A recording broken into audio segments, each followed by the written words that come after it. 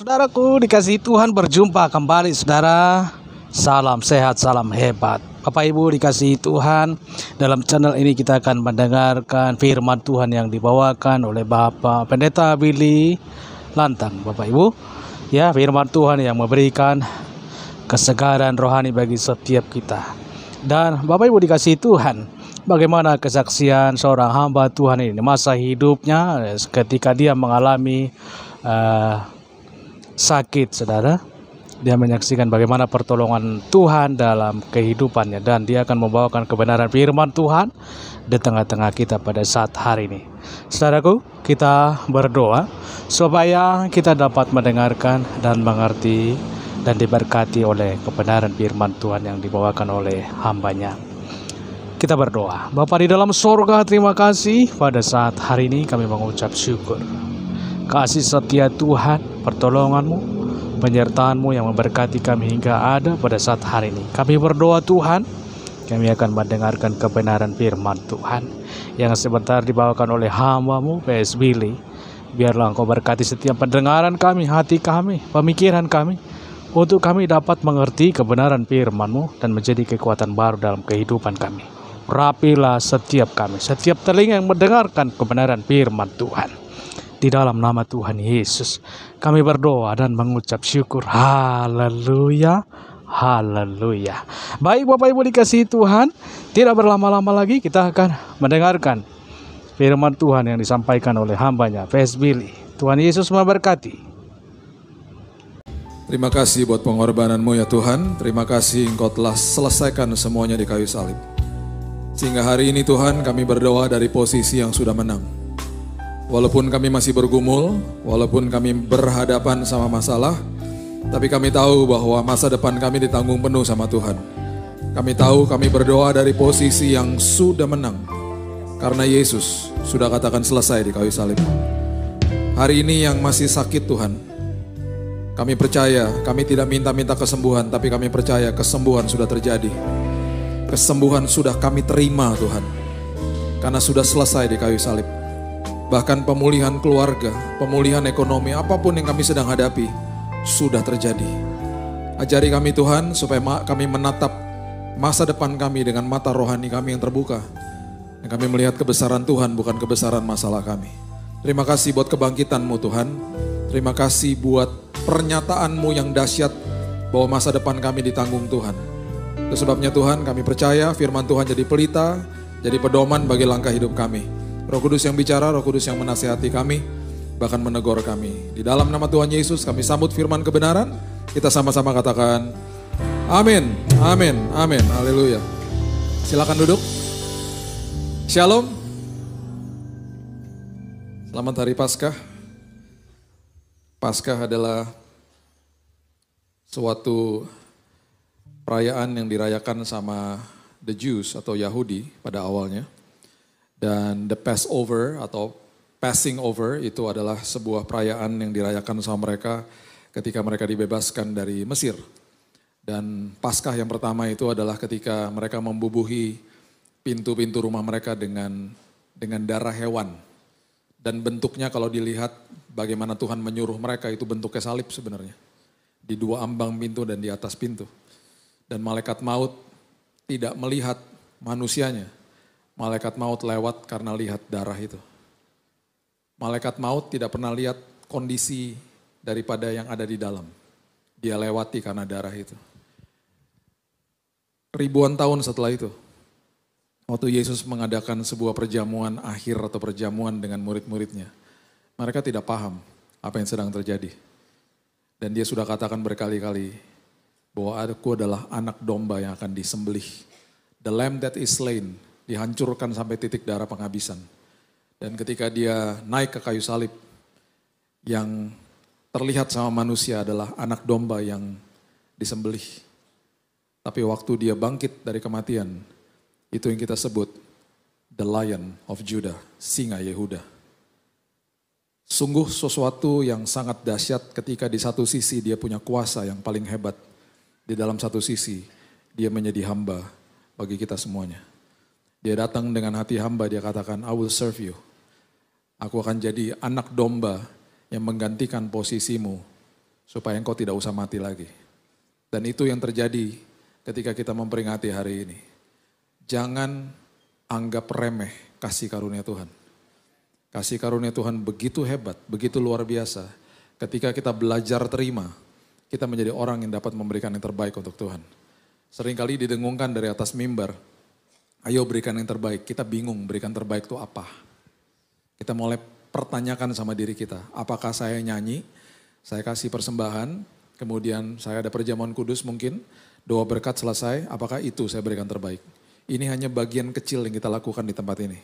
Ini hanya gedung gereja, gerejanya saudara dan saya. Ibadah gak bisa stop, ibadah jalan terus. Seumur hidup kita, yang tadinya sakralnya adalah bait Allah di zaman perjanjian lama. Hari ini Yesus sudah katakan di Matius 12, sebentar lagi ada yang melebihi bait Allah. Mereka bingung, karena semua prinsip kerajaan itu bertolak belakang dengan apa yang mereka hidupi saat itu. The restoration of the kingdom, restorasi prinsip kerajaan itu membingungkan banyak orang. Dan Yesus ajarin pelan-pelan. Waktu dia kasih tahu sama mereka, dia bilang sebentar lagi justru waktu dia keluar dari bait Allah. Markus 13. Dia bilang ini semua batu akan dihancurkan. Bahkan thrown down. Dilempar ke bawah semuanya. Mereka makin bingung. Bapak Ibu kalau ke Yerusalem sekarang masih ada bekas-bekas dari batu dari bait Allah yang kedua. Yang waktu Yesus katakan itu bait Allah kedua yang didirikan sama Zerubabel. Direnovasi sama Herodes. Dan ternyata dipertajam sama Paulus, tubuhmu adalah bait Roh Kudus. Itu sebabnya dimanapun kita pergi, kita menginjakkan kaki kita, tempat itu berubah jadi tempat ibadah. Kalau enggak kita percuma jadi orang Kristen, hanya bilang oke, kalau Natal terang, kita pasang lilin dan lain sebagainya. Mengumbar tentang garam dan lain sebagainya. Kita hanya jadi jagoan kandang. Itu sebabnya ketika kita keluar dan kita percaya dalam hidup kita bahwa saya dimanapun saya berada, saya harus menularkan budaya kerajaan sorga. Kita menjadi orang-orang Kristen yang dahsyat di luar sana. Kita nggak usah pandai berkata-kata, dengan tindakan kita setiap hari orang akan bertanya siapa Tuhanmu. Sebelum tahun 2019 dan masuk ke dalam tahun 2019, sebelum COVID. Saya ketemu sama 8 orang dari agama seberang. Dimenangkan untuk Kristus. Tahu dari mana? Persekutuan doa di kantor-kantor. Kenapa? Karena banyak orang di dalam pekerjaannya melihat temannya, koleganya dapat dikasih targetnya sama kok. Tapi kok kamu gak stres ya? Di situ jadi kesaksian hidup. Dan sekarang di setiap kantor, di setiap gedung di Jabodetabek ini pasti ada ibadah. Tadinya ibadah cuma hari Jumat. Sekarang ibadah dari Senin sampai Sabtu ada ibadah di mana-mana. Saya tahu karena saya hadiri ibadah-ibadah kantor. Saya tahu dan saya suka datengin marketplace. Karena itu tempat yang luar biasa. Dan orang mulai bertanya sama temannya, kok kamu gak stres ya? Kok kamu penuh sukacita ya? Kamu ada damai sih. Itu kesempatan mereka bersaksi. Pelan-pelan mereka datang ke persekutuan doa kantor. Satu-satu dimenangkan sama Tuhan. Kenapa? Orang-orang seperti ini mengerti bahwa mereka menjadi garam dan terangnya Tuhan. Mereka jadi gereja dimanapun mereka injakan kaki mereka. Ketika mereka buka pintu kantor mereka, mereka tahu di dalam sini, tempat ini jadi tempat ibadah saya. Jadi jangan pernah katakan hari Minggu itu adalah hari kudus. Setiap hari hari kudus. Banyak kalau udah hari Minggu, kudus mode katanya gitu. Hari ini hari kudus Pak, hari Senin sampai hari Jumat tuh hari kerja. Hari ini hari kudus di dalam gedung gereja. Hari Senin sampai hari Jumat, hari kudus di dalam gedung kantor. Di dalam gedung tempat usaha, di rumah kita dan lain sebagainya. Ketika kita mengerti ini dengan benar, kita jadi orang yang merdeka, bahkan memerdekakan orang lain. Makanya kalau jadi garam, salah satu fungsi garam tuh apa? Membuat orang nagih, makan keripik asin kan gak pernah stop. Aduh enak ya, gak bisa stop. Garam tuh buat nagih. Jadi harusnya kalau kita pulang ke rumah, semua orang keluar dari kamar. Karena nagih dengan kehadiran kita. Kalau kita pulang ke rumah semua masuk kamar, berarti kita kopi pahit. Bukan garam. Harusnya semua menyambut kita. Harusnya kalau nggak ada lu nggak seru, gitu dong harusnya. Itu garam. Nah itu yang akhirnya ketika kita mengerti ini, kita menerima yang terbaik, kita bisa kasih yang terbaik sama Tuhan, gitu loh. Kita terima yang dikatakan sama Petrus, bertumbuhlah di dalam kasih karunia Tuhan. Kalau kamu bertumbuh di dalam kasih karunia, itu Injil kasih karunia, nggak ada Injil yang lain, nggak ada Injil kemakmuran. Baru kamu mengenal Tuhan. Gitu loh. Makanya perbedaannya jelas antara orang agama Kristen sama orang Kristen. Orang Kristen adalah pengikut Kristus. Orang agama Kristen banyak. Orang agama Kristen, sebutannya ada sebutan juga. Itu namanya orang agama Kristen tanda miring napas. Natal sama Paskah doang datangnya. Makanya gereja kalau Paskah bisa rame, tapi enggak, di sini enggak. Di sini selalu rame. Karena semuanya orang Kristen, pengikut Kristus soalnya. Ya, bukan orang agama Kristen, beda. Ya. Itu sebabnya ketika kita mengerti ini dengan benar, kita akan kenal Yesus. Nah, kenal Yesus nggak bisa cuman pakai tata ibadah aja. Tata ibadah dibuat manusia juga, pasti ada kelemahannya. Tata ibadah dibuat supaya jadi rapih aja. Tapi nggak bisa dikultuskan, jangan kultuskan agama Kristen. Karena agama Kristenmu tidak akan menyelamatkanmu. Jangan kultuskan tata ibadah, jangan kultuskan hamba Tuhan bahkan. Jangan kultuskan sinode denominasi, hormati. Jangan dikultuskan, kejar Yesusnya. Jadi hamba Tuhan juga jangan dikultuskan, dikit-dikit. Pak doain pak, pak doain pak. Doain apa? Biar anak saya cepat kuliah pak. Ya elah, doa sendiri kali. Pak tolong doain pak, apa biar anak saya dapat jodoh. Lama-lama saya charge ya, udah kayak dukun gue tau gak. Yang paling parah udah mau boarding. Pak Billy ya, iya. Boleh minta doa. Kapan? Sekarang? Iya sekarang. Mau boarding. Lagi ngantri boarding. Ya saya melipir dong ke kiri. Terus saya tanya, ini emergency pasti kan.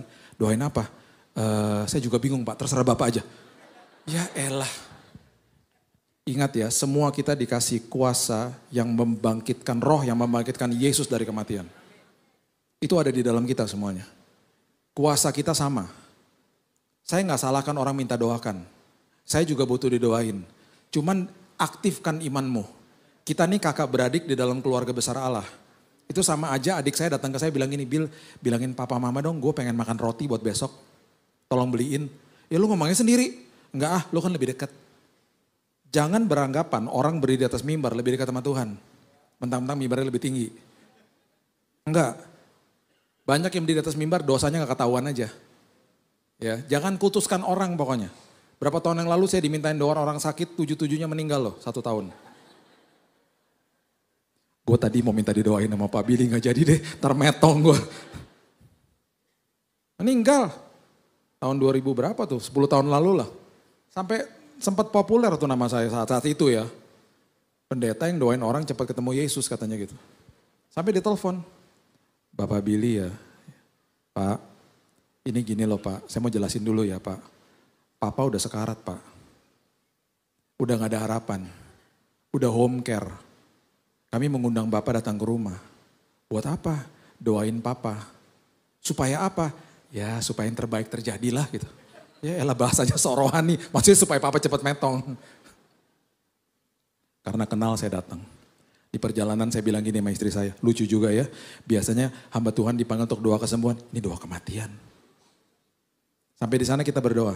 Lagi tengah-tengah doa, si omnya bilang begini. Yang saya lihat datang tadi lebih dari 2. Bukan, berarti lebih dari 2. Saya kan sama istri saya, lebih dari 2. Saya seneng dong, saya bilang, wah ini berarti dia lihat malaikat Tuhan. Datang mau menyelamatkan dia. Keluarganya kisruh. Malaikat penjemput, malaikat penjemput. Saya berdoa, kita berdoa, selesai berdoa, seminggu setelah itu saya dapat telepon. Pak Billy, mujizat terjadi Pak. Duduk kaget gue, duduk pelan-pelan ngomongnya. Apaan? Mujizat terjadi Pak. Papa sembuh total. Seperti dapat organ baru. Udah bisa jalan-jalan Pak, luar biasa Pak. Yang tadinya lumpuh bisa jalan Pak. Saya senang dong, saya kasih istri saya, kamu tahu gak si Om sembuh? Tahu gak istri saya bilang apa? Luar biasa, pasien pertama sembuh. Yang lainnya meninggal semua. Jangan kultuskan nama Tuhan. Jangan kultuskan tata ibadah, hormati tata ibadah. Tetap aja karena dibuat manusia ada salah-salahnya. Satu hari seorang hamba Tuhan berdoa di luar kota, Tuhan Yesus. Terima kasih sudah kirim Pak Billy jauh-jauh ke sini. Tuhan, berkati istri-istri dan anaknya. Terus dia diam. Maksud saya Tuhan, istri dan anak-anaknya. Ketemu sama saya suka bercanda, saya bilang gini, emangnya gue Salomo istri banyak. Itu masih mending, yang paling kasihan WL. Di awal ibadah. Tuhan, kami gak mau malu-malu hari ini Tuhan. Kami mau semangat datang ke hadirat Tuhan. Itu sebabnya Tuhan, angkat kemaluan kami Tuhan. Maksudnya benar, ngucapnya salah. Pertama semua masih diem, nahan ketawa kan. Tiba-tiba ada yang teriak di belakang. Jangan Tuhan, aku belum nikah Tuhan. Aduh repot deh. Ketawa semuanya. Selama ibadah gak bisa pimpin dengan benar. Udah. Nah ini loh yang saya mau kasih tahu ya. Bahwa kita hidup di dalam prinsip kerajaan. Prinsip kerajaan adalah kita gerejanya. Semua yang metafor bayangan di perjanjian lama sudah dimasukkan sama Yesus ke dalam sini. Makanya dengan jelas Paulus mengatakan begini, dulu perintah Tuhan ditulis di atas loh batu. Hari ini perintah firman Tuhan ditulis di atas loh hati manusia. Dimasukin ke sini. Makanya yang dilakukan sama Tuhan adalah inside out bukan outside in. Makanya ketika dia bilang mau memberikan kehidupan yang berkelimpahan di dalam sini bukan di tangan.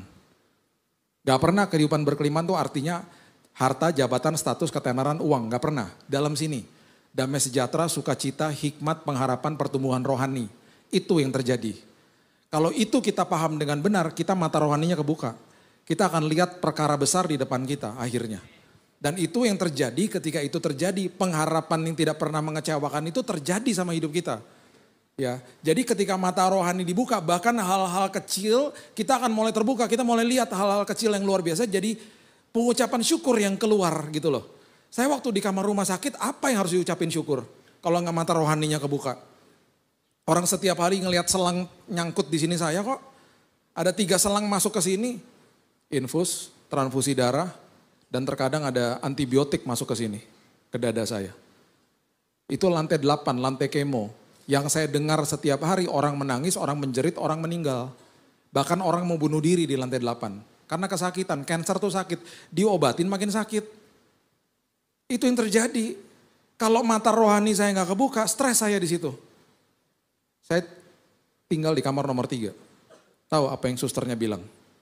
Mereka selalu bilang gini sama saya, Pak, kalau kami datang pagi-pagi dan kami lihat di papan kami ditugaskan di kamar nomor 3, kami rebutan Pak, kami senang banget Pak. Kenapa? Setiap kali masuk ke kamar nomor 3, kami rasakan damai yang luar biasa. Kenapa? Karena di kamar itu setiap hari ada doa, ada perjamuan kudus. Walaupun saya melewati lembah kekelaman, Yesus hadir di situ. Makanya orang bisa rasakan hadirat Tuhan. Itu sampai lantai 8 itu kalau dibuka jendelanya ada tralisnya. Karena orang mau bunuh diri selalu. Sampai beberapa pasien harus diborgol di situ. Itu yang terjadi. Jadi kalau mata rohani gak dibukain gimana? Akhirnya melihat kebaikan Tuhan, melihat bisa makan ketawa, lihat bisa jalan ke kamar mandi ketawa gitu. Lihat hal-hal kecil akhirnya dalam hidup ini. Akhirnya mata rohani kebuka, akhirnya pengharapan muncul dari dalam sini. Itu yang Paulus katakan di Roma pasal yang kelima. Kalau engkau berhadapan sama sebuah masalah, yuk tekun katanya. Satu-satunya hal yang kita bisa kontrol hanya tekun. Karena ujian itu atau yang namanya masalah hidup bisa datang kapan aja. Yang kita bisa kontrol hanya tekun. Kemudian Paulus bilang begini, kalau kamu belajar tekun, itu berarti kamu sedang bertahan dengan sabar. Akan lahir yang sesuatu yang sangat luar biasa, namanya tahan uji. Bahasa Inggrisnya karakter. Kemudian akan lahir yang namanya pengharapan yang tidak pernah mengecewakan. Pengharapan bukan tombol yang di switch on sama off. Pengharapan itu adalah buah daripada ketekunan. Jadi ketika tekun menabur firman, tekun memperkatakan firman, tekun melakukan firman, ketika ada masalah, pengharapan muncul dengan sendirinya. Karena sudah ada kebenaran firman di dalam sini. Mata rohani kebuka. Akhirnya yang namanya jalan kebenaran dan hidup jadi paham. Banyak orang gak mau loh. Karena apa? Dia akan tanya gini, masuk jalan situ. Nggak. Makanya Alkitab katakan apa? Jalan yang sempit gak banyak orang yang mau. Makanya jalan yang sempit, jalan tikus gak ada yang mau. Maunya jalan tol. Udah di jalan tol juga gak sabar. Ngambilnya bahu jalan lagi. Saya pernah katakan ya, ada 2 jenis mobil yang paling sering masuk bahu jalan. Kalau Bapak Ibu tanya mobil jenis apa, tanya aja sama Tuhan. Saya pernah bilang sama istri saya, waktu lagi jalan ke Bandung, kamu liatin deh. Sampai di Bandung ntar kamu hitungin ada berapa tuh mobil yang 2 jenis itu. Istri saya bilang gini, luar biasa 85% tuh 2 jenis mobil. Teman-teman polisi saya kasih tahu gini mas saya. Pak, terjadi kecelakaan fatal karena orang-orang itu gak sabar. Masuk bahu jalan dan orang yang lagi dalam posisi emergency. Ketika mereka mau melipir ke bahu jalan karena emergency, mereka biasanya udah gak lihat ke belakang. Karena mereka berpikir itu jalur kosong.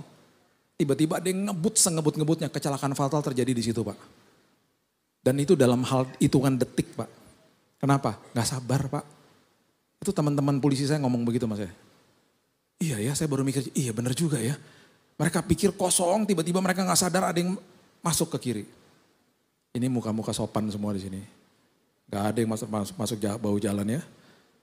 Nah, makanya orang mau masuk ke dalam jalan kecil kan gak ada yang mau. Jalan sempit gak ada yang mau, kan gak populer akhirnya. Kenapa? Harus pelan-pelan, belajar sabar, ya kan? Belajar hati-hati. Itu jalan yang sempit. Makanya masuk ke dalam jalannya Tuhan banyak orang gak mau. Makanya jalan baru kamu nemukan kebenaran. Ketika kamu menemukan kebenaran, kamu akan hidup yang berkelimpahan. Jalan, kebenaran, dan hidup. Dibalik sama iblis. Gak mau, saya mau apa? Saya mau hidup sesuai sama keinginan saya. Baru nanti saya benarkan apa yang saya lakukan, baru saya cari jalannya. Kan bahaya dong. Itu yang terjadi dan itu prinsip itu yang merontokkan sebuah negara Amerika. Yang didirikan di atas firman Tuhan. Akhirnya mereka bilang apa? Tolong legalkan aborsi. Supaya ketika terjadi seks bebas, ketika ada yang hamil, kami bisa dengan legal untuk mengaborsi. Masuk kelompok LGBT, kami juga mau dong. Legalkan perkawinan sesama jenis. Prinsip itu merontokkan sebuah negara yang didirikan di atas firman Tuhan. Kalau itu bisa merontokkan negara, apalagi seorang pribadi. Itu yang dilakukan sama iblis hari ini. Dan itu sebabnya yang saya katakan, ya, kita ini hidup di dalam zaman yang dimana kita udah bisa mengambil keputusan. Kita bisa mengambil keputusan, di saat itu Tuhan akan menghargai keputusan kita. Itu sebabnya ketika hari ini terjadi kebangkitan Kristus, kita tidak akan merasakan dan menikmati kuasa kebangkitan dalam hidup ini. Kalau kita bilang sama dia, saya gak mau pakai cara Tuhan, saya mau pakai cara saya. Karena banyak orang Kristen masih bilang, gak usah Tuhan, saya pakai cara saya aja. Ingat, Alkitab mengatakan the cornerstone, batu penjuru ditolak sama banyak orang. Ya, coba lihat Matius pasal yang ke-21 ayat 42. Matius 21 ayat 42. Kata Yesus kepada mereka, belum pernahkah kamu baca dalam kitab suci, batu, huruf besar, batu yang dibuang oleh tukang-tukang bangunan telah menjadi batu penjuru. Yesus yang dibuang, Yesus yang gak mau diterima caranya, itu adalah batu penjuru sebenarnya. Hal itu terjadi dari pihak Tuhan, suatu perbuatan ajaib di mata kita. Banyak orang gak mau dibangun. Jadi gini prinsipnya, Tuhan adalah Allah Elohim yang membangun setiap kehidupan dari awal, dirajut dari rahim ibu. Oke. Waktu kita sudah bertumbuh dan bisa mengambil keputusan, dia akan menghargai keputusan kita. Dia gak akan paksa. Dia akan hargai keputusan kita. Makanya Alkitab mengatakan ketika dia menghampiri rumah kedua murid yang dia sedang berjalan menuju ke Emmaus, Alkitab dengan jelas mengatakan dia berbuat seolah-olah ingin meneruskan perjalanan. Itu berarti kalau digambarkan secara visual, dia mungkin ngomong begini sama muridnya, udah sampai ya. Oh ya udah ya. Mungkin dia kasih kode, saya jalan dulu ya. Ya udah ya. Mungkin dengan langkah yang perlahan-lahan. Kenapa? Karena hatinya berharap, undang dong aku masuk. Itu kata seolah-olah ingin meneruskan perjalanan. Jadi dia benar-benar kayak kasih kode, undang dong aku masuk. Mungkin juga dia bisa katakan, aduh dingin juga ya, aduh enak juga ya rumahnya anget ya gitu. Dia kasih kode. Dan kita dikasih kode sama Tuhan juga banyak. Bisa lewat orang lain, bisa lewat firman Tuhan, tetapi manusia tetap menolak dia. Makanya ketika mereka undang Yesus masuk, yang tadinya mata mereka tidak bisa lihat Tuhan, saat ketika dia memecahkan roti, mata mereka terbuka. Saya mau beritahu ini ya, waktu manusia pertama kali diciptakan di Eden, di hadirat Tuhan, yang terbuka adalah mata rohani mereka. Mereka bergerak dengan mata rohani. Ketika dosa masuk dalam hidup manusia, Alkitab mengatakan mata jasmani terbuka. Ketika mata jasmani terbuka, manusia stres hidupnya. Karena manusia melihat kejahatan, melihat kegelapan dunia, bahkan mengalami kegelapan dunia. Jadi hari ini dengan kuasa kebangkitan, kalau kita nggak buka mata rohani kita, stres kita. Itu sebabnya Tuhan bilang apa? Oh kalau kamu nggak lihat, nggak percaya, oh itu banyaklah kayak begitu. Nggak lihat, nggak percaya. Level di atasnya, udah lihat, nggak percaya. Petugas kubur ngasih tahu sama mahkamah agama, bangkit loh dia. Mereka bilang, hati-hati ya, sebuah kebenaran diganti jadi hoax. Bilang tubuhnya dicuri sama murid-muridnya. Level di atasnya yaitu levelnya Thomas, udah lihat baru percaya. Level yang paling tinggi, Itu adalah level kita ketika Yesus katakan begini, diberkati atau berbahagialah orang-orang yang tidak melihat namun percaya. Saudara dan saya. Sejak kita lahir sampai kita menutupkan mata, kita gak akan lihat Yesus secara fisik. Ketika kita percaya sama dia, justru mujizat terjadi, karya besar terjadi supaya keluar dari mulut kita. Dia ada, dia hadir, dia berkuasa Pak. Akhirnya kita punya testimoni kesaksian hidup mirip-mirip dengan kondisi yang berbeda-beda. Karena Bapak kita satu. Siapapun yang sedang sakit hari ini, percayalah kesembuhan sudah terjadi. Bapak yang menyembuhkan saya adalah Bapak yang sama menyembuhkan Bapak Ibu sekalian. Kita punya Bapak yang sama. Ya, aktifkan imanmu. Bilang sama Tuhan, Tuhan terima kasih. Sudah selesai di kayu salib Tuhan. Selesai udah Tuhan. Nyatakan dengan imanmu. Itu namanya orang yang mengerti akhirnya. Nah ketika ini terjadi, ketika orang akhirnya tidak mau menolak Tuhan dan mau terima dia justru jadi ahli bangunan dalam hidupnya, itu adalah cikal bakal daripada Matius pasalnya yang ke-7, coba lihat. Matius pasal yang ke-7 ayat yang ke-24 mengatakan begini. Setiap orang yang mendengar perkataanku ini dan melakukannya, ia sama dengan orang yang bijaksana yang mendirikan rumahnya di atas batu. Perhatikan ini baik-baik. Tuhan akan datang. Dia akan ketuk semua pintu. Dan ketika kita buka pintu rumah kita, dia akan ngomong begini, mau nggak saya lanjutkan pembangunan hidupmu?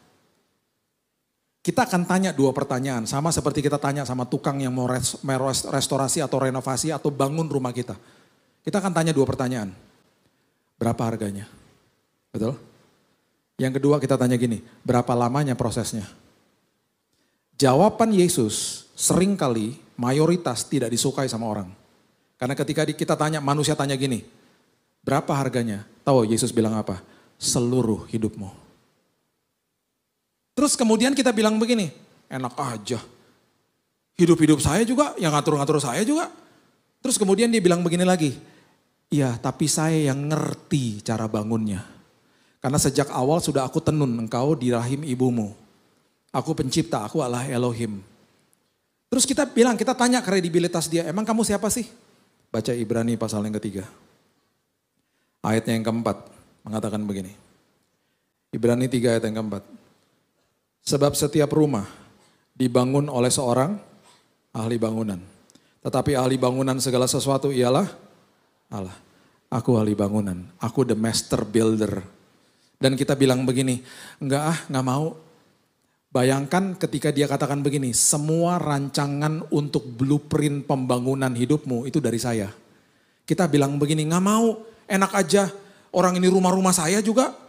Ini kan berarti kan kalau kita bilang sama tukang, ntar gini ya mas, ntar gini ya, kita yang atur-atur dia. Kalau Tuhan enggak, dia bilang gini, saya yang membawa blueprintnya. Cetak birunya dari saya, kenapa? Karena hidupmu, tubuhmu adalah baitku. Yang aku bangun adalah rumahku. Saya mau tinggal di dalam situ. Saya yang atur hidupmu. Kita bilang gak mau, saya gak mau diatur. Saya udah bisa sendiri kok. Itulah timbulnya yang namanya sebuah frase yang mengatakan di mana-mana hak asasi manusia. Manusia melakukan dosa berdasarkan hak asasi manusia. My human rights katanya. Jadi orang yang mengatakan bahwa ya Tuhan aku terima penawaranmu dan aku mau dibangun. Alkitab mengatakan itu adalah orang yang bijaksana. Sebaliknya, ada orang bilang begini, saya gak mau. Lagian prosesnya begitu lama, saya mau didirikan di atas pasir aja, bukan di atas batu. Karena lebih cepat. Alkitab katakan begini, Matius pasal yang ke-7 ayat yang ke-26. Tetapi setiap orang yang mendengar perkataanku ini dan tidak melakukannya. Mendengar penawarannya, tetapi tidak mau, ya sama dengan orang yang bodoh. Yang mendirikan rumahnya di atas pasir, karena cepat. Masalahnya dua-duanya kena badai. Masalahnya dua-duanya kena hujan, kena banjir, kena angin. Tekanan dari atas, tekanan dari bawah, tekanan dari depan belakang, kiri kanan. Itu yang terjadi, ayat 25 coba lihat. Kemudian turunlah hujan, datanglah banjir, angin melanda rumah itu. Tetapi rumah yang didirikan di atas batu tidak rubuh. Yang terjadi sebaliknya adalah rumah yang didirikan di atas pasir, ayat 27 mengatakan begini. Hal yang sama terjadi. Turunlah hujan, datanglah banjir, angin melanda rumah itu. Bukan sekedar rubuh, besarnya kerusakannya. Hebatlah kerusakannya. Itu yang terjadi. Jadi sekarang pilihan di tangan kita, mau menikmati kuasa kebangkitan Tuhan atau tidak. Karena diteruskan nih pembangunannya sama Tuhan. Dan dia gak akan paksa. Makanya sungguh-sungguh ironis, orang pertama yang masuk ke dalam hadirat Tuhan, ke dalam sorga, ketika dia selesai disalibkan, adalah seorang penjahat yang terpaku di sebelahnya. Karena saat itu dia bilang, from now on you are with me in paradise, paradiso, in my presence. Seorang penjahat yang gak pernah dibaptis, seorang penjahat yang gak pernah ikutan ibadah, gak ada ibadah-ibadah nama dia. Orang penjahat yang masa lalunya kelam, cuman terima Yesus di ujung daripada nyawanya dia. Masuk ke dalam kerajaan sorga. Kenapa? Imannya menyelamatkan dia. Makanya terima Yesus bukan pakai usaha. Makanya mengerjakan keselamatan artinya working out, bukan working for salvation. Olahraga, sekolah kehidupan tiap hari. Dibentuk sama Tuhan. Mau dibentuk sama Tuhan. Akhirnya sekolah kehidupan terjadi. Semua kita punya kelemahan masing-masing. Saya juga punya kelemahan kok. Semuanya diuji semuanya. Semuanya dibentuk pelan-pelan sama Tuhan. Ya, saya salah satunya yang katanya istri saya udah lulus adalah berhadapan sama motor. Semua pengendara motor di sini pasti baik-baik ya. Di Jabodetabek ada 18 juta motor, banyak ya. Dan motor-motor di Jabodetabek itu adalah motor-motor yang belok dulu baru lihat. Udah telat lah. Bahkan belok dan gak pernah lihat, misi bunuh diri. Jadi dulu ya, motor nyalip-nyalip kan. Terus saya pernah satu hari, udah mepet banget hampir kena. Saya klakson dong, kaget juga. Mau kasih peringatan sama dia, ting, cuman gitu doang. Dia berhenti dong, dia buka helmnya. Apa lo? Ini ada setengahnya darah Manado. Ada panas-panasnya juga. Makan pedes. Istri saya punya password yang paling hebat, dia pegang kaki saya. Udah ya sayang, jangan-jangan ntar dia jemaat. Saya kalau dengar kata jemaat, luluh loh hati saya. Langsung ada roh kemurahan hati. Iya ya jemaat ya. Iya jangan-jangan dia bete dimarahin bininya tadi ya. Ya udahlah ye. Jadi setiap kali ada rupanya istri saya lihat, ih berhasil nih. Jadi besok-besoknya ketika saya kelihatan lagi sebel, dia langsung bilang ingetin, jemaat, ingat loh jemaat. Jadi semua motor nyebelin dibilangin jemaat sama dia. Lama-lama ya saya kesel juga kan. Ini jemaat gereja mana sih nyebelin semua. Enak aja dikit-dikit jemaat. Tiba-tiba tahun berapa ya 2018 atau 19 gitu. Tiba-tiba ada kayak begitu kejadian lagi. Cuman saya gak bereaksi gitu loh. Tiba-tiba istri saya bilang gini, kok kamu diem aja sih? Aku kesel kok kamu diem aja. Lulus. Yang validasi orang terdekat. Kita punya sekolah kehidupan masing-masing. Nanti yang kasih tahu nanti orang terdekat. Istri bilang, Mas, Pak, kamu kok udah gak suka marah-marah lagi? Nanti orang terdekat kasih tahu. Suami juga bilang, sayang kok kamu udah gak bawel lagi kayak dulu gitu. Ntar orang terdekat yang kasih tahu. Ya. Suami istri, hargai, kita semua punya kehebatan masing-masing ya. Ini saya cuma kasih selipan aja ya. Suami kekuatannya di mata sama di perut. Matanya jelalatan. Makanya visualnya hebat. Tuh suami sama perut. Kalau diisi terbuka otaknya. Gak diisi, gak bisa mikir. Makanya yang hebat puasa sebenarnya wanita bukan pria. Wanita itu hebatnya di mulut sama telinga. Kalau ngomong gak pernah stop. Makanya wanita kalau ngomong sama wanita lain, cerita tentang curhatan sebuah masalah, bisa lama banget ngomongnya. Istri saya yang ngomong satu topik ya, saya lewatin lagi setengah jam berikutnya, masih hal yang sama diomongin. Karena pakai perasaan, ya ampun masa sih Ci, ya ampun Ci, ya ampun. Masalah yang sama saya bilang, bukan tadi udah dibahas. Kok gak selesai-selesai? Coba kalau pria ngomong sama pria. Kita menggunakan kata siap. Kata siap adalah cepat-cepat udahan. Ya siap, ya oke siap. Maksudnya cepetan udahan. Makanya pria kalau curhat-curhatan cepat. Ya ampun, oke, ntar gue doain ya. Oke, bye gitu, udah selesai. Kalau wanita enggak. Karena membutuhkan kosakata yang banyak. Makanya biasanya kalau pria-pria ada di rumah ya. Pria-pria baru pulang ke rumah maksudnya. Istri-istri nyambut kan. Halo Pi, dari mana? Suami-suami mikir istrinya curiga. Dari kerja lah, masa dari kebun binatang gitu. Dia lagi ngasih kode, mau ngajak ngobrol bapak-bapak. Ngapain aja di kantor? Ya kerja lah, masa tidur gitu. Dia lagi kasih kode, mau ngajak ngobrol. Dia juga tahu kita kerja gitu loh. Makanya satu hari saya lagi makan sama seorang hamba Tuhan. Istrinya setiap kali ngomong, "Shh, shh." Lama-lama istrinya ngomong sendiri. Saya pikir bahasa roh. Dia ngomong sendiri. Ini jam berapa nih? Ntar selesai ibadah sekitar 12.30 lah ya. Jam makan siang kan? Biasanya suami-suami udah langsung ke mobil. Istri yang gak pernah diajakin ngobrol di rumah nyangkut di pintu. Ketemu sama temannya. Apa kabar? Apa kabar? Curhat. Suami di mobil kesel karena udah lapar. Mau makan? Jangan kirim anak wanita untuk panggil mamanya. Mami dipanggil pap. Tante apa kabar? Anak wanita ikut ngobrol. Namanya juga wanita. Kirim pasukan Kopassus, anak pria. Karena dia juga kelaparan. Mami, papi lapar, aku juga. Bye tante, minggu depan. Goodbye. Yuk. Dulu ya, sebelum zamannya Google Map. Saya telepon ke sebuah gereja. Karena gak tahu arah gereja tuh kemana gitu. Saya telepon, yang angkat ibu-ibu. Bu, gerejanya di mana ya bu? Arahnya bu. Tahu gak dia ngomong apa? Langsung loh. Dia ngomong gini. Terus aja pak, terus mentok kiri pak, nyampe pak. Terus kiri mentok nyampe. Harusnya dia ngapain? Pak, posisi di mana? Harusnya kan gitu kan? Ini seolah-olah dia kayak malaikat tuh, gak tahu saya di mana gitu. Gini bu, ada gak teman deket ibu yang pria? Oh ada, boleh gak ngomong sama dia? Langsung beda.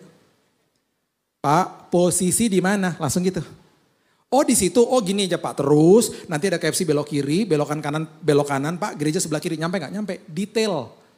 Karena pria jago matanya. Visualnya hebat. Makanya suka, ini pria-pria yang ngawur ya.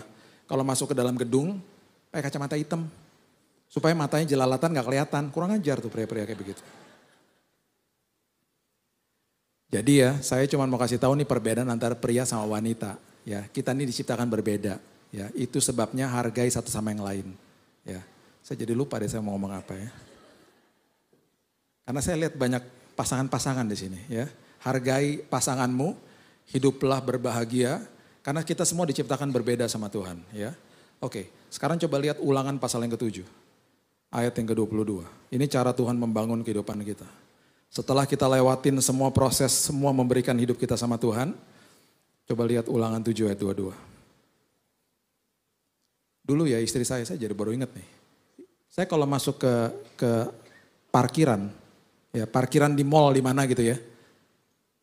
Saya kan pria, saya jago visualnya. Jadi kalau parkir di B1, B2, saya selalu gini, B1, oke, masuk lewat sini. Keluar di mall, toko ini patokannya, ntar keluar lewat sini lagi. Udah, setiap kali dulu pas baru nikah ya.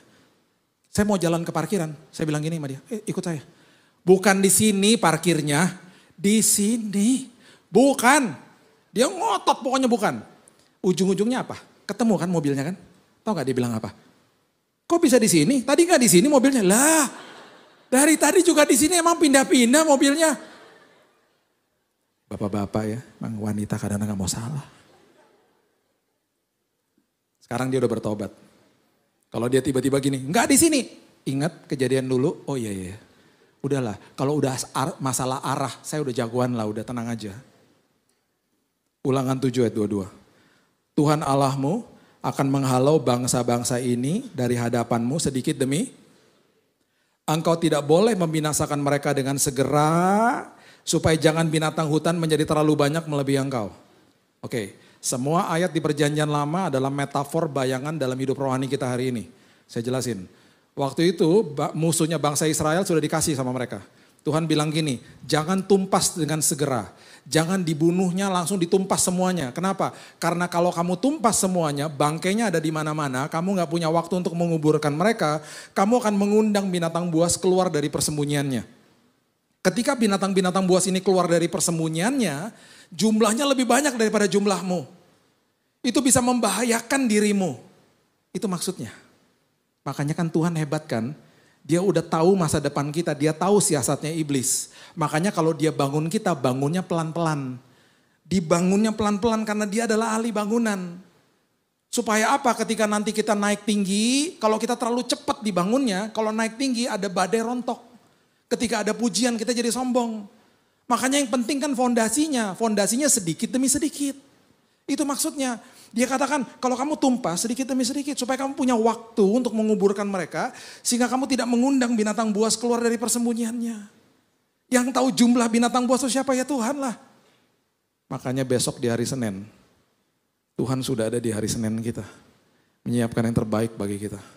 Dia sudah menyiapkan dasar yang indah bagi masa depan kita. Dan harusnya membuat kita tersenyum hari ini. Ada 50 tentara daripada tentara sekutu yang ditangkap sama tentara Nazi di zaman Perang Dunia Kedua. Mereka ditaruh di dalam sebuah sel dan mereka tinggal tunggu mati. Mereka kondisinya udah sakit kurus. Mereka buang air di situ, mereka makan di situ.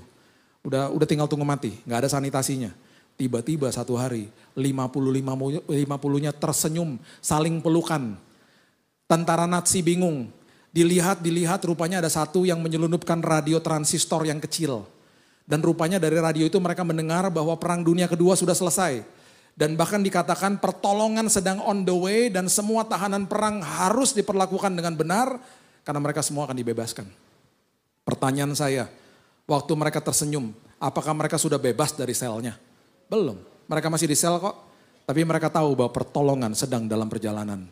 Hari ini ada 7.000 lebih janji firman Tuhan.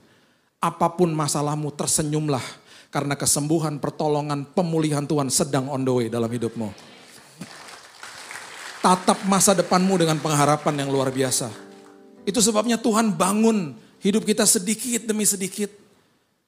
Itu sebabnya MRT lebih mahal dari LRT. Orang Jabodetabek harusnya tahu lah. MRT kereta bawah tanah, LRT di atas. MRT itu mahal bangunnya. Sekarang lagi dibangun dari Bundaran HI sampai ke kota. Ruas Bundaran HI sampai ke Harmoni selesai 2027. Harmoni sampai kota selesai 2029. Di Jalan Pramuka dari Rawamangun sampai Manggarai dibangun LRT. Lebih cepat bangunnya, pancang-pancang taruh rel.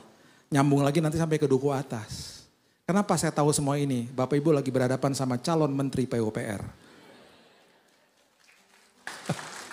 Saya terkesima sama Pak Basuki lah. Pokoknya saya suka ngeliatin progresnya infrastruktur Indonesia. Udah naik kereta cepat? Udah ya? HP gak goyang ya? 350 km per jam. Saya di awal cuman komplain cuman satu, semuanya baik lah. Cuman kok sekarang udah diperbaiki, di awal aja.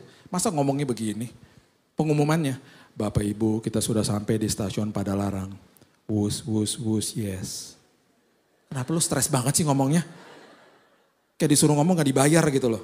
Sekarang beda. Wus, wus, wus, yes. Semuanya yes gitu dong. Ya kan? Belum naik ya? Jangan dari Gambir loh naiknya. Kereta cepat stasiunnya sendiri. Ya. Saya sering ke sana karena mertua tinggal di Bandung. Tuhan buka jalan untuk pergi ke mertua dengan lebih gampang.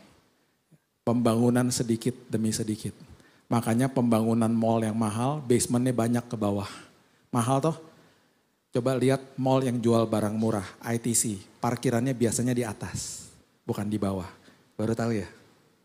Oh iya ya, gue suka naik ke atas. Makanya yang cepat-cepat ke atas, cepat bangunnya. Yang namanya fondasi lama. Jadi kalau prosesnya lama, berbahagialah karena Tuhan mau bawa kita tinggi. Supaya nanti ketika ada badai kita gak goyah, ketika ada pujian kita gak sombong. Amin. Dan yang terakhir, 1 Raja-Raja 6 ayat 7 mengatakan begini. Ini ayat yang luar biasa. 1 Raja-Raja 6 ayat 7 mengatakan ini juga merupakan sebuah bayangan atas hidup rohani kita hari ini. Dikatakan pada waktu rumah itu didirikan. Rumah itu adalah bait Allah yang pertama di Yerusalem. Dipakailah batu-batu yang disiapkan di penggalian. Disiapkan di penggalian, batu-batu ini disiapkan di Lebanon maksudnya. Kalau diselidiki ternyata lokasinya di Lebanon. Sehingga tidak kedengaran palu atau kapak atau sesuatu perkakas besi pun selama pembangunan rumah itu. Jadi selama pembangunan bait Allah yang pertama, sunyi. Karena semua dilakukan di kejauhan.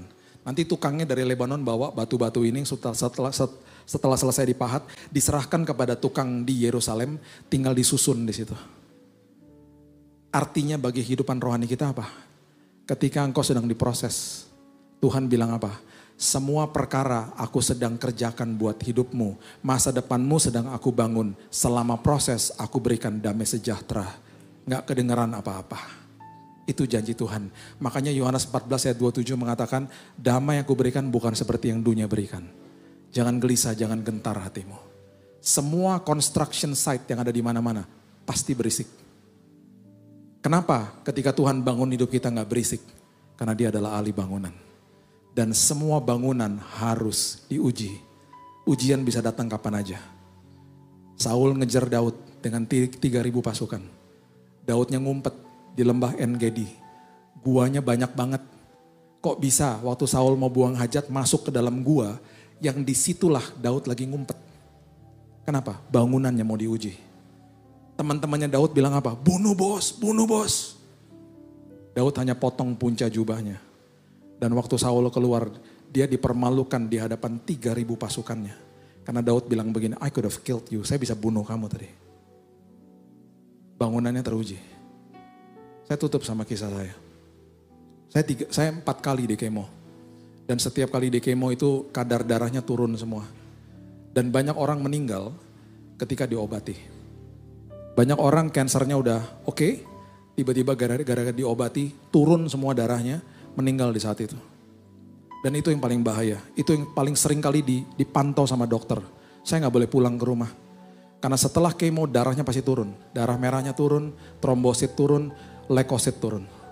Leukosit pertahanan tubuh. Leukosit saya bisa 0,07 terakhir. Itu udah paling rendah. Berarti apa? Virus, bakteri, racun merajalela. Dan selalu terjadi apa setelah kemo? Mulai panas naik dari kaki saya. Panasnya sampai ke sini, menunjukkan di monitor 41 derajat, saya menggigil, kemudian matanya putih, pingsan. Itu kondisi kritis. Disitulah dokter masukin transfusi, masukin yang namanya antibiotik, dipantau sedemikian rupa. Itu momen-momen kritis. Waktu sudah kemo sampai 3 kali. Dan masuk ke 4 kali, saya bilang, Tuhan kan bulan pertama udah sembuh Tuhan. Ayo dong Tuhan, selesai, capek tubuh saya Tuhan. Kalau sudah genap waktunya Bill, kemo yang keempat. Tiba-tiba dokter bilang gini, Pak, dalam hitungan perkiraan saya 3-4 hari, tubuhnya kolaps lagi Pak, seperti itu. Be ready, kami udah siapkan semua penanganannya. Be ready, saya udah masukin transfusi tiap hari, siap-siap Pak. Oke dok, ujian terakhir. Istri saya dampingin saya terus karena saya gak bisa ditinggal. Soalnya kalau gak ada yang tahu tiba-tiba tengah malam saya kena serangan itu bisa meninggal. Tiba-tiba 6:30 malam itu panasnya mulai naik lagi dari kaki saya. Dan naik sampai di sini. Pagi hari waktu saya lagi baca renungan harian, Tuhan bukakan Matius pasal yang keempat. Yesus dicobai di padang gurun. 3 kali dia dicobai, dia berkata ada tertulis. Kemudian dia kutip firman Tuhan. 3 kali dia katakan, it is written, ada tertulis. Saya baru baca paginya. Waktu itu panas mulai naik. Di monitor udah mulai 38, 39, 40. Saya udah mulai menggigil badan saya. Waktu udah naik sampai di sini, istri saya pegangin pergelangan kaki saya. Sayang, udah mulai panas sayang, mulai panas. Sampai di sini, dia bilang pencet tombolnya, panggil dokter. Baru saya mau pencet, ada suara dalam hati saya, jangan. Saya mulai berkata-kata sama Roh Kudus. Kenapa? Ingat gak renungan tadi pagi? Saya mulai bilang gini, cepetan ngomongnya. Kalau gak cepet-cepet muter-muter, nanti panasnya sampai sini saya pingsan, kita gak punya waktu untuk dialog. Cepetan ngomongnya, to the point aja. Ingat gak tadi pagi? Iya. Ingat gak apa yang Yesus katakan? Oh iya, ada tertulis. Suara itu mengatakan begini, katakan hal yang sama. Saya teriak, ada tertulis Tuhan, bilurmu menyembuhkanku. Panasnya udah sampai sini. Dalam waktu sekejap turun ke bawah. Keluar dari tangan istri saya. Dia pegang pergelangan kaki saya dan tiba-tiba dia bilang gini, panas, tiba-tiba ting hilang. Saya lihat-lihatan sama dia. Saya bilang gini, wow, wih gak kejadian. Karena udah 3 kali kejadian. Gak kejadian, hilang. Saya merasakan sesuatu yang luar biasa. Karena saya respon sama suara itu dan saya lihat mujizat terjadi di depan mata saya. Sampai hari ini dokter sama suster gak pernah tahu. Kita gak pernah kasih tahu. Kenapa? Bangunannya harus diuji. Dan ketika bangunannya diuji, udah pasti kokoh bukan karena kuat dan gagah saya. Karena fondasinya tidak pernah goyang. Batu penjuru yang luar biasa. Itu sebabnya Alkitab mengatakan the unshakable kingdom. Kerajaan yang tidak pernah tergoyah. ambil respon hari ini. Respon kuasa kebangkitan Kristus, bilang, Tuhan teruskan pembangunan hidupku. Supaya sampai selama-lamanya hidupku penuh dengan kesaksian. Karena aku didirikan di atas batu penjuru yang sangat kokoh dalam hidupku. Berikan tepuk tangan kita untuk Tuhan kita. Haleluya. Bapa yang baik, terima kasih Tuhan buat hari yang indah. Terima kasih buat kuasa kebangkitan. Terima kasih Tuhan buat pernyataan Tuhan hari lepas hari dalam hidup kami. Terima kasih buat firman Tuhan yang adalah pelita bagi langkah hidup kami. Hari ini kami respon Tuhan. Kami tidak mau menyia-nyiakan kebangkitan Kristus. Karena disinilah Tuhan menawarkan kepada kami. Apakah mau aku lanjutkan pembangunan hidupmu? Dan kami akan katakan yes Lord. Ya Tuhan. Dengan batu penjuru itu Tuhan. Hidup kami makin kokoh. Dan terus iman kami diteguhkan sama Tuhan. Hidup kami penuh kesaksian karena kami ngalami Tuhan. Teguhkan firman-Mu dalam setiap hidup kami. Hamba-Mu berdoa Tuhan, setiap anak-anak-Mu yang hadir pada saat ini. Hidupan mereka dibawa naik sama Tuhan. Tidak pernah turun karena mereka menjadi kepala bukan menjadi ekor. Perlindungan penyertaan Tuhan. Bahkan kesehatan bukan sekedar hanya di tubuh, tapi jiwa dan roh mereka senantiasa kuat dan sehat untuk terus berkarya untuk Tuhan. Kami sudah terima firman Tuhan dan kami akan jadi pelaku-pelakunya. Di dalam nama Tuhan Yesus, kami sudah berdoa dan mengucap syukur. Kita sama-sama katakan, amin. Puji Tuhan saudara, firman Tuhan yang menyirami setiap hati, tubuh, roh, dan jiwa kita. Firman Tuhan yang memberikan kekuatan bagi setiap kita. Demikianlah firman Tuhan yang dibawakan oleh hamba-Nya PS Billy. Kiranya Tuhanlah yang memberkati setiap Bapak Ibu para pendengar dimanapun berada. Saya yakin dan percaya bahwa firman Tuhan memberkati setiap kita. Nah Bapak Ibu dikasihi Tuhan, mari kita hidupi firman Tuhan. Dan kita lakukan setiap hari. Kiranya Tuhanlah memberkati kita. Sampai berjumpa kembali dalam kesempatan berikutnya. Haleluya. Amin, amin, amin.